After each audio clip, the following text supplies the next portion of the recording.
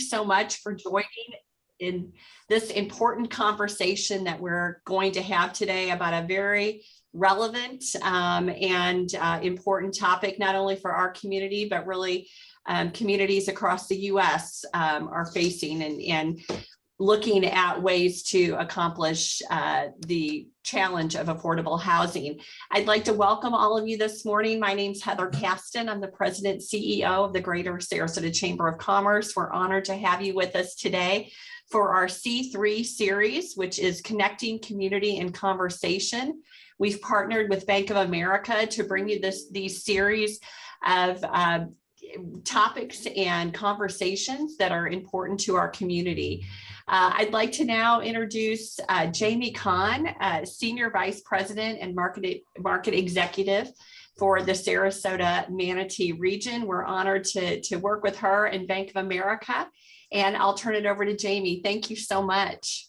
Thank you, Heather. Good morning, everyone. And thank you to the Chamber for the continued great partnership. And of course, everyone joining this morning to learn and grow together on a continued hot and vital topic of affordable housing.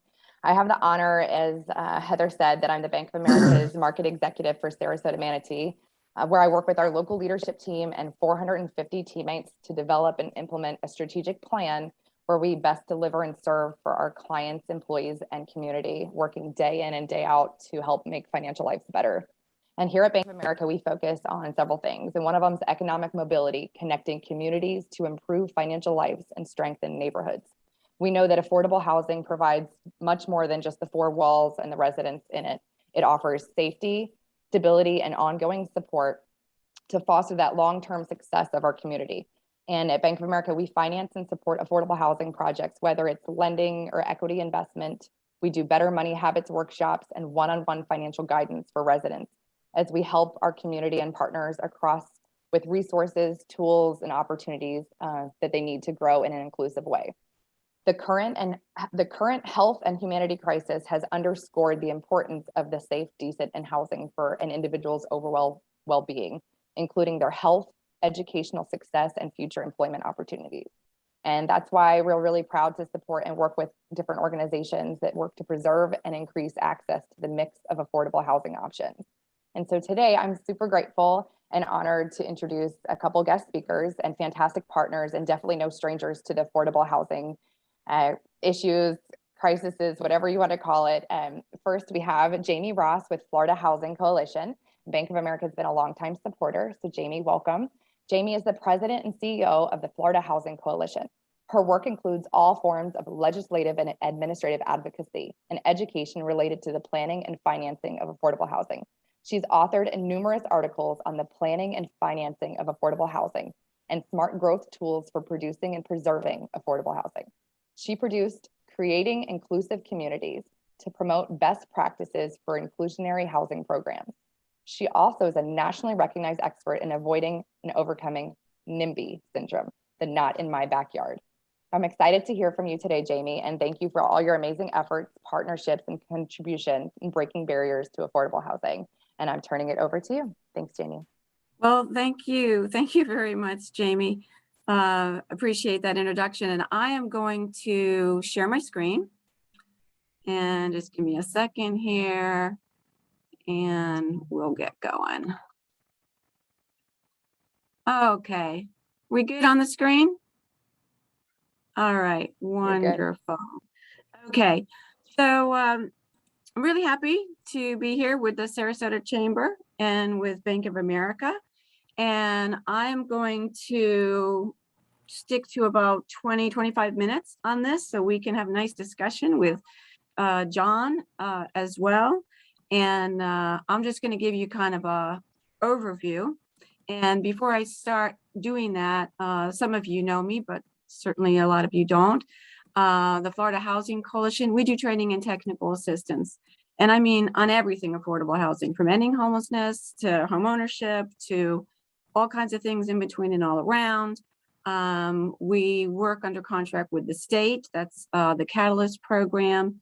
And we also work directly with local governments, nonprofits, and so on. So when I say working with the state, there is this program called the Catalyst program, And through that, we're able to provide assistance to, like, for instance, all the ship administrators around the state. Since this is being sponsored by Bank of America, I do want to give a shout out to Bank of America, who actually was the first to come in as our major underwriter for a new initiative we have at the coalition, which is our Center for Racial Equity.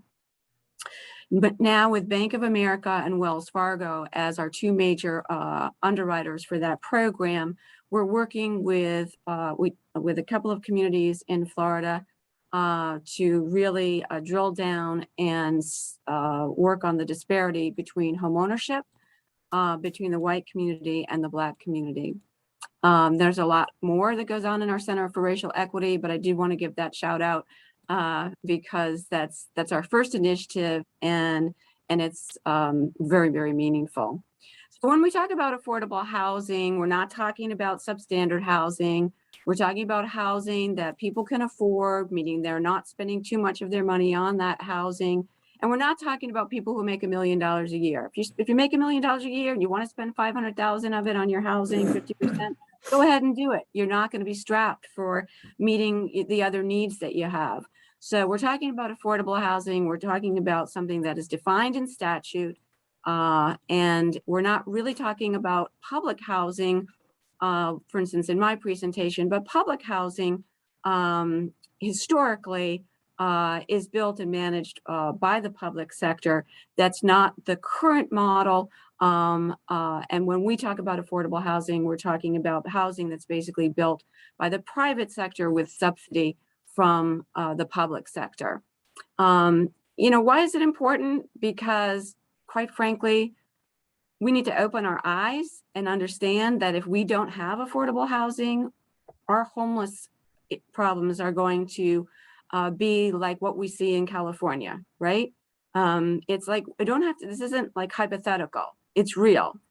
If we don't want to end up in that situation, we need to provide affordable housing for people who are working, cannot afford the rents in the community, which is just about every community, and certainly Sarasota.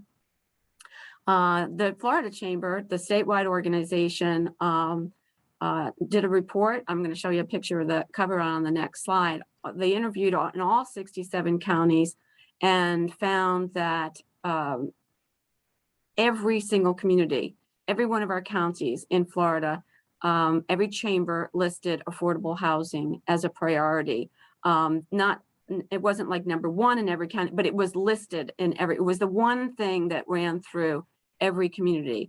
Lack of affordable housing, of course, hurts employers and it hurts the overall community. You can go on the chamber website and pick up this Florida 2030, this blueprint to secure Florida's future, and you'll see a lot in there on affordable housing. So when we say affordable housing, what are we talking about? I think those of you who may be realtors, you don't say affordable housing, you say attainable housing. Other people say workforce housing. It's all affordable housing. So many people have tried to get me to stop saying affordable housing, and I'm really not going to do it. I want everybody to stop having the stigma about affordable housing. And when people want us to do a workforce housing plan, of course, we'll do that, and it'll say workforce. But let's be clear. With the exception of seniors who were in the workforce, but may be retired right now, or some people with disabilities who can't be in the workforce, affordable housing is the term that is used in all of our federal and state programs. And we need to take the stigma away from that and understand that affordable housing is an asset for your community. One thing that people who don't work for government are surprised to learn is that every single one of our local governments has an obligation to provide for housing their current and anticipated population, even those with the most extremely low incomes, like special needs populations and farm workers. So that is the state law. And that is reflected in the housing element requirement. That doesn't mean that the local government builds affordable housing. It means they create an environment in which the private sector can build affordable housing. The main tools that they use for that are their planning laws, the financial subsidy, incentives, and requirements. And I'll talk a little bit more about that when I talk about land value creation and capture. I really want everybody to understand the difference between market rate housing and affordable housing. So market rate housing is priced at whatever the market will bear. That sounds like a simple concept, but one that I find most people don't really get, because they're like, well, if the local governments would bring down the cost with regulatory reform and so on, then the market will produce affordable housing. No, the market will produce housing at whatever price the consumer is able to purchase. So you do have a minimum level. I mean, obviously, you can't sell housing for less than it costs you to build the housing, to buy the property and to build the housing, but that's the floor. The actual price is going to be as high as the market will bear. So affordable housing, different from market rate housing, is defined by the maximum price or the rent, and it's relative to those income groups that I showed are defined in statute in 420. EL, extremely low income, very low income, low income, moderate. These are statutorily defined. And so when we're talking about affordable housing, we're talking about affordable to whom, which income group, and how much of their income they're going to pay for that housing. Very different than market rate housing. Why does Florida have this deficit of affordable housing everywhere? Well, a lot of reasons. We're a beautiful state, right? I mean, it's gorgeous in Florida. Yeah, it's really hot, but we all have air conditioning. Okay, so it's a great place to live. It's a great lifestyle. We don't have a state income tax. We've got cash buyers and investors coming with second and third homes, right? And this is not Florida specific, but the world specific. We have this vast disparity in the income and people's income, their wealth, between the workforce and the corporations. We've been hearing that a lot from our president lately, right? About the disparity between what people earn and what the owners of the businesses work, like 350 times what the workforce is earning. So market rate developers make more profit the higher the price the housing. So if we got all these people who have lots and lots of money to buy housing and they want to live in the beautiful state of Florida, the price of housing, what's built, the size of the housing is going to rise to meet that demand. We also have a deficit of affordable housing because nearly $3 billion in our SHIP funding has been swept by the Florida legislature. That's the funding that comes down to the local governments to provide that subsidy to create affordable housing. And I want to bring you all up to speed because it was a big session last year. Senate Bill 2512 permanently reduced the amount of money that goes to the SHIP program by half, but it's codified the no more sweeps. So now Sadowski funds are going to be a recurring appropriation. There's no ceiling or floor. In this last legislative session, $209 million was appropriated for the Sadowski Trust Fund. 70% of that goes for your local SHIP program. The rest of it, 30%, stays with the state for the sale program, which is apartment subsidy. And what I want to show you is a very big number there. 355 million is what we expect in Sadowski Trust Funds for this next year, 22-23. With the promise to stop the sweeps that the legislature made this past session, that means that big dollar amount is going to be appropriated for housing this year. We haven't seen that amount of money in a very, very long time. In fact, even though we had a 50% sweep of our trust funds, so that 209 million, that was after the 50% sweep, that was more money than we've seen in 12 years into the SHIP program, which of course is another way of saying they've been sweeping more than 50% of the SHIP funds for the last 12 years, okay? So I want to put that in perspective. So Sarasota, you get your money based on your population, and what you're looking at now is 2.9 million total for the county, and the city gets a portion of that as an entitlement city. So one thing I was asked to cover was a little bit about racial disparity. So I asked my research manager to get me some numbers on that. And so that's what you're seeing on your slide right here. So, and actually, let me get rid of my gallery view so I can read this slide. Okay. So what you see there is the median household income is much lower for the Black workforce. And if you look at the age also of African Americans in the county is a little less than 40 and 35 for Hispanics compared to an age of 61 for the white households. Black individuals, almost 66% are in the labor force. Hispanics are higher in the labor force at 71%.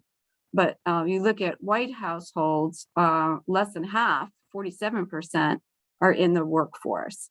So African American and Hispanic households own homes at just over half the rate of white and Asian households in Sarasota. So although a small portion of the population, Black and Hispanic households are definitely disproportionately large share of the workforce, particularly in the service industries, and relatively few have been able to buy homes in Sarasota. I want to touch on some of the revenue that's available.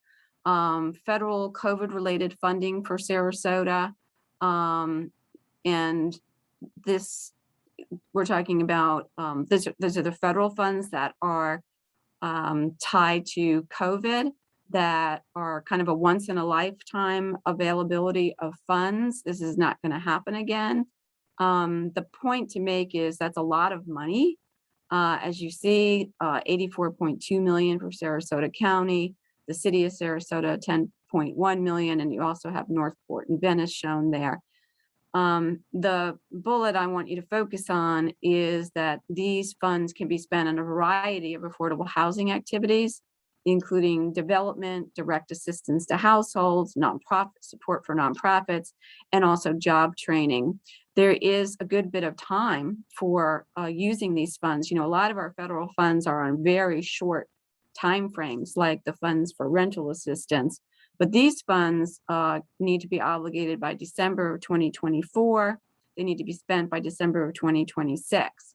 One thing I was asked to do in preparing for today's conversation is talk about what's the role for business in all of this affordable housing. So I put a bullet down there that business leaders can urge your elected officials to use a portion of these dollars for affordable housing. And certainly in some local governments, they're not only using a portion, but all of it. Of course, those are the smaller local governments. I don't know that you would use all of it, but if you would, that would be great because you have that need. So emergency rental assistance, this is definitely COVID related. And I don't know if these numbers are totally up to date. I'm showing July 31st that Sarasota County had spent 1.2 million out of its 13.1 million in their emergency rental assistance program, their first allocation. There's also homeless assistance funds out of the American Rescue Plan. You see that city gets 3.1 million. That can be used for development, tenant-based rental assistance, purchase and development of non-congregate sheltering, hotel conversions. Again, what's your role? Well, business leaders can urge elected officials to use these dollars for affordable housing. So they're not, so that's and that's fairly new, by the way, that homeless assistance money for out of home. So what's needed to advance affordable housing? I believe that first and foremost, and this is from both from the public and the private sector, is a philosophy, a mindset. And that is understanding that affordable housing is an asset. that you want to view affordable housing like you view other infrastructure like roads, parks, schools, things that the community needs to thrive. You also need affordable housing. So not to be afraid of it. You know, one of the terms that sometimes people use that I really bristle at is your fair share of affordable housing. Affordable housing is not to be avoided. Affordable housing is to be embraced. It's not just for the benefit of the household that needs it. It's for the benefit of the health of the entire community. So what could be your role? Well, leaders in the business community can and should advance this message to elected officials and to the community at large. You have an important voice. So financing is the primary difference between market rate housing and affordable housing. The biggest program for building affordable housing is the low-income housing tax credit program. That's a federal program. It's competitive. The state programs are sale and ship. Those are the programs from the Sadowski Act.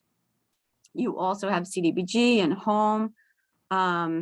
For homeownership development, SHIP provides that the DPA, down payment and closing cost assistance, by the way, in Sarasota, with all of the sweeping of the SHIP funds. I know the Sarasota program actually stopped doing this program, and hopefully that's started back up now with this new era of Sadowski trust funds. So what can business leaders do? You can support developments, which may face NIMBY issues. That's usually your rental developments, like your tax credit developments. NIMBY, the not in my backyard.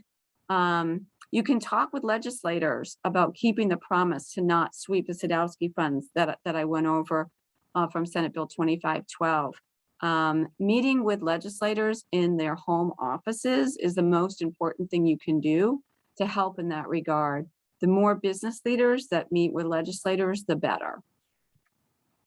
Land value creation and land value capture is a really important concept.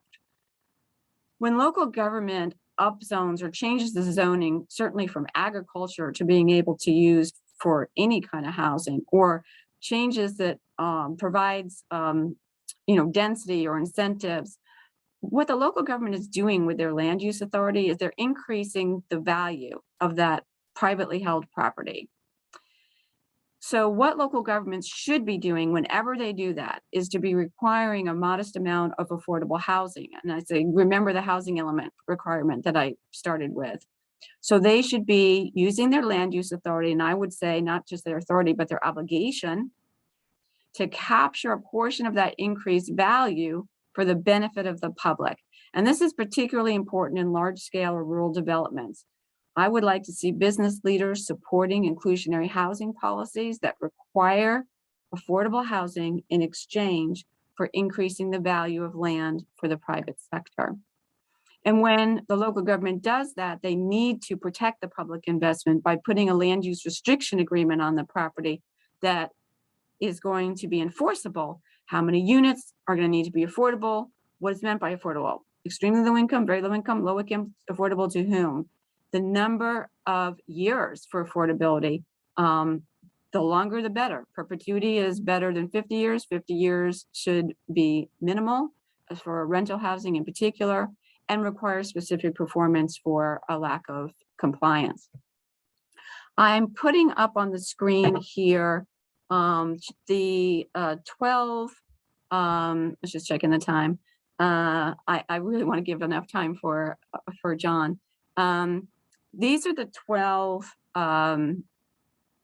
recommendations that the Florida Housing Coalition made when we did what was called a blueprint for workforce housing in Sarasota, both the county and the city. And so these are the recommendations that we made. You all can read them. I don't need to read them out to you. And we can go back to these if you want to in the Q&A section. These are the first 6. And here's the last 6. You can see that number 8 is what I spent a little time on, embracing workforce as community asset or infrastructure. You can see also collaborate with school board, other large employers, bringing this out to your attention, develop an employer assisted housing program, bring that out to your attention. And the last one, having somebody charged with implementation of the plan. This slide is just showing you, people are frequently asked, what do we mean by missing middle? When we talk about flexibility and infill development. This slide, which looks like single family houses, are actually rental triplexes. So having housing that fits into the community and not stop having single family only housing, so you can get more models in that provide affordability.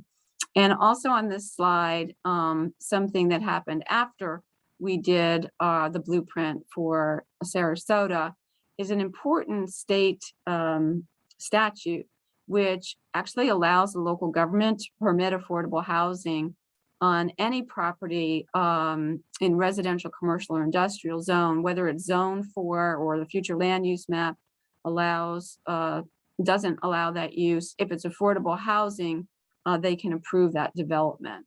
So that's an important tool. I want to just share the takeaways. Requiring that affordable housing to be built in exchange for creating that land value, in exchange for bringing down the cost of housing. Really important, I didn't spend time on it, but to donate surplus lands for affordable housing. It's actually a state law, but making sure you're really implementing that in a robust way. Supporting a community land trust, this is also in the blueprint. Providing financing is an effective way to produce more housing. Use land use restriction agreements unless you're using a community land trust. In a community land trust, a 99-year ground lease acts as the land use restriction agreement. And of course, that land use restriction agreement should address the number of units, affordable to whom, the long-term, and the enforcement, because you actually have had inclusionary zoning in Sarasota, and then it wasn't enforced. So takeaways for the role of the business community: take a position in favor of prioritizing affordable housing in Sarasota, treating it like a community asset. Advocate for funding with legislators and in the local budget. A lot of some local governments now are doing their own housing trust funds out of general revenue. Hillsborough County, $10 million, I think, a year. I think Orange County similarly. Pretty much also you would right size it to your local government. I just finished doing a plan for Winter Haven. There are only 47,000 people. They're putting out of their general revenue $250,000 a year. Advocate for using federal ARPA funds for housing. As I pointed out, I'm going to use Winter Haven again because I just finished that plan with them. As an example, they're only getting $7 million because they're only a community of 47,000. They're putting all of it to affordable housing.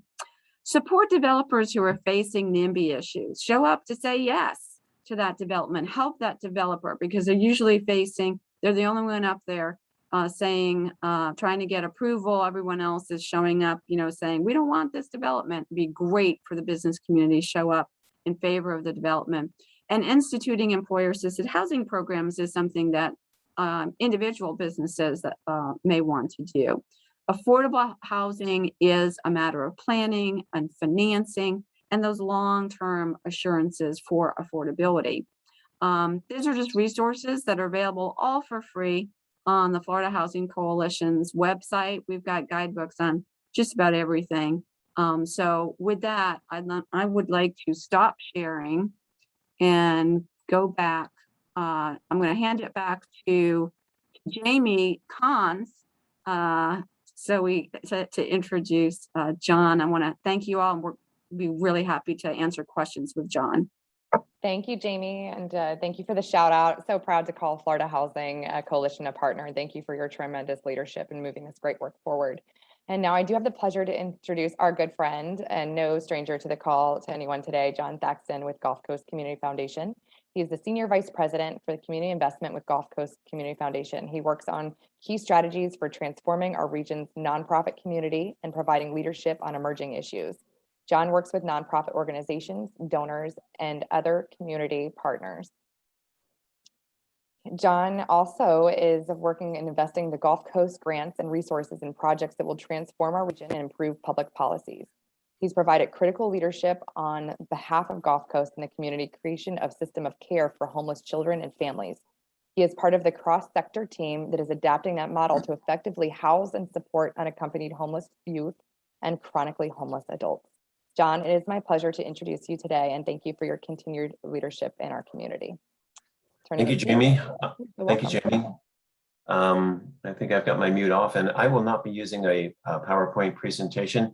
And some of the information that I have is a slight duplication of what Jaimie Ross presented, but what I am going to attempt to do is put as much of a Sarasota spin and a local view on it as I can. Just a little additional background. I got my real estate broker's license when I was 19 years of age. So I've been in the real estate industry a very long time. I bought my first investment property at the age of 20. So I've been a landlord for about 40 years as well. And many of you know my background as a Sarasota County Planning Commissioner and as a Sarasota County Board of County Commissioner. So I have a lot of sides to look at this equation on, and I hope to share some of that with you this morning. I'm going to make a commitment to everyone here that everyone will be a little bit aggravated, I think, by some of the things that I say. And I don't do that intentionally. I think that if we are in our comfort zone in Sarasota County on the topic of affordable housing, then you're not paying attention. So I'm going to share some good news with you, and I'm going to share some bad news with you. And I'm going to start off just as Jaimie did with this definition of affordable housing, not to be repeating what she said, but it bears repeating because it's so important. My simple definition of affordable housing is in as reduced number of words as I can, goes like this. Cost of housing does not exceed 30% of household income. And it's really just that simple. Sarasota County has a policy in their comprehensive plan that says that they will provide affordable or incentivize the provision of affordable housing in a variety of types and locations to meet the needs of all Sarasota County residents. Now, if we go back to this formula of 30% and look at it in terms of Sarasota County, that means that we need to provide housing for some that can afford up to $700,000 a month, because we have people in this community that 30% of their income would equate to $700,000 a month. But we also have people in this community working at or near minimum wage that can only afford $415 a month. So we need to provide for, in Sarasota County, that continuum of housing in order to meet the comprehensive plan policy to provide housing for all of our residents. And just by way, just for fun, I looked at Elon Musk's salary, and if you apply the 30% rule to Elon Musk, he can afford $16.5 million a month in housing expenses. So we don't have to worry about Elon Musk. We don't have to worry about the people that can afford $700,000 a month. But what we need to focus on in terms of where government and our private sector puts their energy is on those housing where the market is not actually capable of providing housing and for the developer to make a profit. So if we look at it from the citizen's perspective, and this is where I'm going to first start getting people a little bit upset, you need to provide a housing unit for every job in Sarasota County.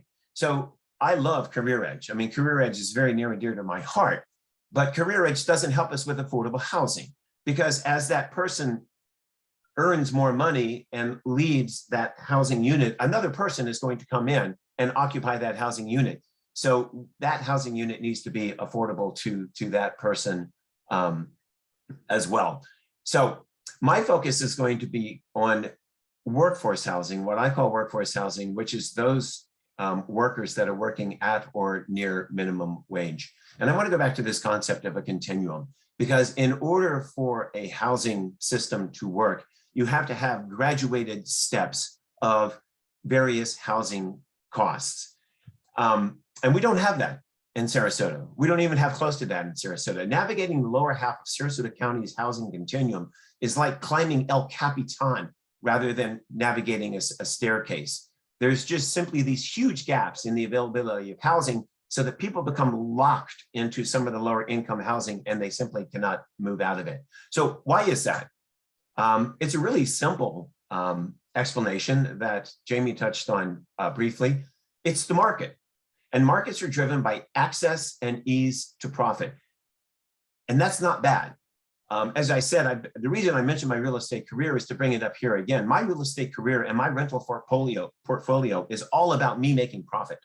It's for my retirement plan. I'm not doing it for altruism or philanthropy. I'm doing it for profit. And when you look at the difference between the two housing that Jaimie talked about, the market rate housing and the housing for lower income strata, market rate housing has the ease of permitting and quicker timing from construction to occupancy. The cost to borrow money for market rate housing is less. The cost of construction of market rate housing and affordability enters into the thing because the cost of construction is similar. The cost of land in Sarasota County is also an extraordinary component to why we do not have affordable housing. You would have to be a martyr developer in Sarasota County to build this non-market rate house because you're not going to make money. In fact, if a developer wanted to build housing in Sarasota County and take zero profit, he would be building housing at 200% of AMI. And these service workforces employees, they need housing at 80% AMI. So the delta is huge. It's oceanic and the numbers just don't work. And they haven't worked for a very, very, very long time. The reason we have a housing shortage for low income workers in Sarasota County is because we stopped building it. We have increased the demand for affordable housing and we've decreased the supply of affordable housing. And I want you to think about it this way in Sarasota. When was the last time that you saw new construction built in Sarasota, such as Kensington Park, such as Southgate, such as Sarasota Springs? When was the last time that you saw new housing built in Sarasota County that was affordable to these lower income households?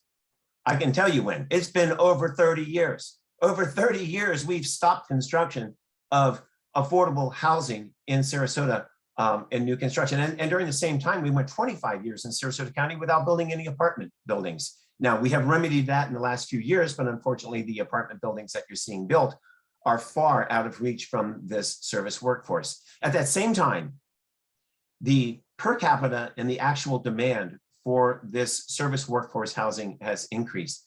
Think about how many swimming pools you see in Kensington Park or Sarasota Springs and how much lawn care service you see in these communities compared to how much you see in a Lakewood Ranch or a Palmer Ranch. The per capita demand to maintain the quality of life that we enjoy in Sarasota County has also contributed to this oceanic delta between the affordability of housing for our service workforce and the availability of houses. And at the same period of time, wages have been stagnant, functionally stagnant. They've gone nowhere. So we have created this absolute perfect storm. I want to bring to your attention what I like to refer to and what the United Way refers to as our ALICE households. In Sarasota County, 40% of our households are income constrained, which is 70,000 households pay more than 30% of their income for housing. So that means that each month they have to make a decision on what they're not going to pay in order to sustain their families. 50% of those households spend more than 50% of their income on housing. Those families are within $400 to $700 of losing the house that they are in. And unfortunately, everything that I've said to date is the good news. Now I'm going to get into the bad news and what the future has for us. If we look at the anticipated job growth in Sarasota and look at those occupations, the top 10 occupations that are going to be created in the next 5 years in Sarasota County, only one of those occupations can afford a one-bedroom apartment in Sarasota, and none of them have wages that can afford either a two-bedroom or apartment and simply buying a home is completely out of the question. Additionally, as Jaimie mentioned, as actually both Jaimies mentioned, we have the coronavirus that has impacted these families. The Alice families were the first hit. They are the hardest hit, and they will be the longest hit. We have not yet to see the impacts of the coronavirus on our housing market, and we will not for several years to come. There's a saying out there that says a rising tide raises all ships, right? Well, that's okay, provided you own a ship. But these Alice households do not have a ship. Their only ship is their income, and their income is stagnant, and the tide is still rising. The result for our Alice households in today's economy is going underwater. It's sinking, it's drowning, and that's exactly what we're seeing in Sarasota. We now have evidence that because of the lack of affordable housing in Sarasota County, our success in housing homeless has probably gotten as good as it's going to get, and we're going to see a decline. We have no housing to put people into that are presently homeless, and the situation is creating more homeless people, and we have absolutely no units available in this 40 to 80% price or AMI price range in which to fix them. So what do we do? What can we do? What are some tangible things? And I'm going to try here not to repeat the things that that Jaimie said, but I do think it bears repeating again, and this is going to be the second time I said it. The quality of life and the economy of Sarasota County is integrally tied to the availability of affordable housing. Don't kid yourself about it. So some myths versus realities. I want to return to the comprehensive plan for just a moment. I did an evaluation about 5 years ago with the county commission's permission and with the help of Sarasota County staff. And what I did is I took every policy in the comprehensive plan that talked about affordable housing creation and retention. And then what I asked staff to do is to quantify these policies. How many housing units in Sarasota County over the last 15 years, when these policies were enacted, have we created? How many have we retained? And the overwhelming answer was 0. The policies in our comprehensive plan are producing functionally no affordable housing units, and they're certainly nowhere near keeping up with the ever increasing demand for affordable housing. So we have a problem. We have a serious problem. So as Jaimie said, the first finger pointing is always at government, and it is government regulations. We need more density, and we need more lands, and we got to get rid of impact fees. No, the price of housing is a determinant of the market, not of these other things. And a perfect example is I just paid off one of my rental properties. It's a duplex. My expenses went down 70%. I no longer have debt service on it. What do you think happened to my rental rates? Absolutely nothing. They're the same rental rates that they were before I had the mortgage. And because that's what the market will bear. Density, I have been following Sarasota County's comprehensive plan now for 40 years. I probably have been one of the most involved persons in recent history in the comprehensive plan. We've never had a density decrease in Sarasota County's comprehensive plan. We've only had density increases, and they've never led to the creation of affordable housing. So what makes you think all of a sudden something's going to change? More land available for housing? You think that's going to create affordable housing? Really? I mean, when my grandfather first started building homes in Sarasota County, the urban service area boundary was Shade Avenue. The urban service area boundary is now somewhere 5 miles east of I-75. So this constant expansion of more land for development has never equated into the creation of affordable housing. And impact fees. You could have the identical 2 homes built by Pulte or anyone else in 2 different counties in the same marketplace with completely different impact fees, and the price of those homes is going to be the same. There's not going to be any difference.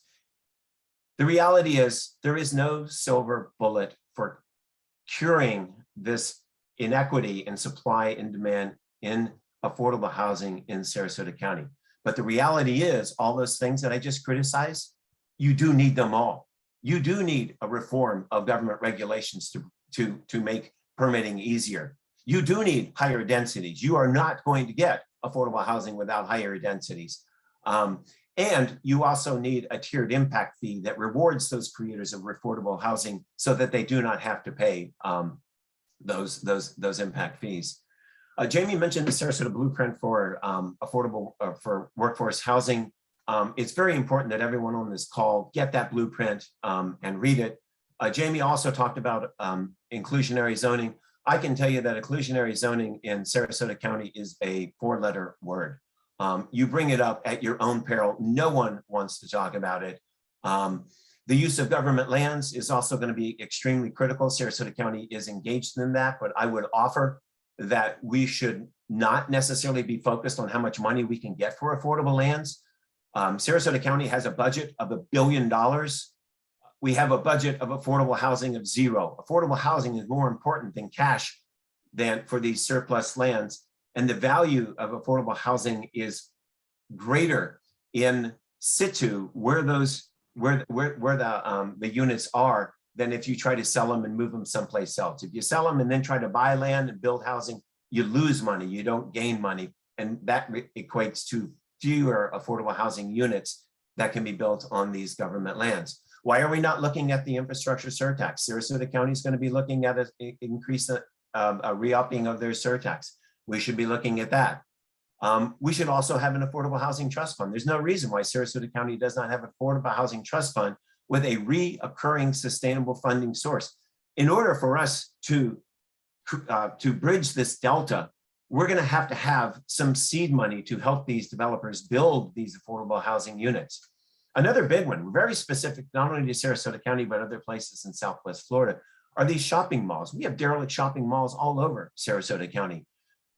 I advocate, and this is going to upset the people on the other side, that we should by right have these derelict shopping malls being able to convert it to multifamily housing, provided they don't increase the footprint and cause more impervious surface, or they don't increase the traffic generation rates, which they will not. Bringing people closer to the workplace and more accessible to transportation is going to decrease traffic. It's not going to increase traffic like a lot of our NIMBYs like to suggest. So turning these stranded assets, these shopping malls, into affordable housing should be done by right. The developers should not have to go through the long, exhausting process of getting these rezoned. Sarasota County needs a housing czar, as is listed in the report that Jaimie included. We have wonderful people working in Sarasota County government, but we don't have anyone in city or county government that wakes up every day, knows the complexity of the affordable housing market, works with this private sector development to bring these developers into Sarasota County, knows how to build these funding decks. Without it, we're going to continuously struggle. Another thing that I think is absolutely critical is we don't know how many affordable housing units we need. If we look at the various strata of incomes in Sarasota County, for instance, people making 40 to 60% AMI, 60 to 80% AMI, 80 to 100, 100 to 120, and from there beyond up to 200, the market's going to take care of, so we don't have to worry about it. We don't know how many units that we actually need. So how can you solve a problem when you've yet to quantify the problem, and then create thresholds? We need to do so many units in this housing type this year, so many in this one, so many of this one. We have no way of understanding where we're at or understanding where the progress is going to be, because we haven't taken the time to actually evaluate it like we would our other infrastructure. And I would repeat that, affordable housing is infrastructure. And we also need to evaluate the impacts of affordable housing at every single policy decision that we make. And it needs to be done in the open. We need to let the people see that every time we create another gated subdivision, for every 20 houses that we build, we create the demand for at least one affordable housing unit. But yet we have created no affordable housing units for those people to live in. That's a problem. That is a really big problem. So we need to evaluate that decision. How is this policy decision going to increase this or decrease or not the supply and demand of affordable housing? And that's just not on local governments. That's not just for our cities. That's just not for our counties. That's for our hospital board.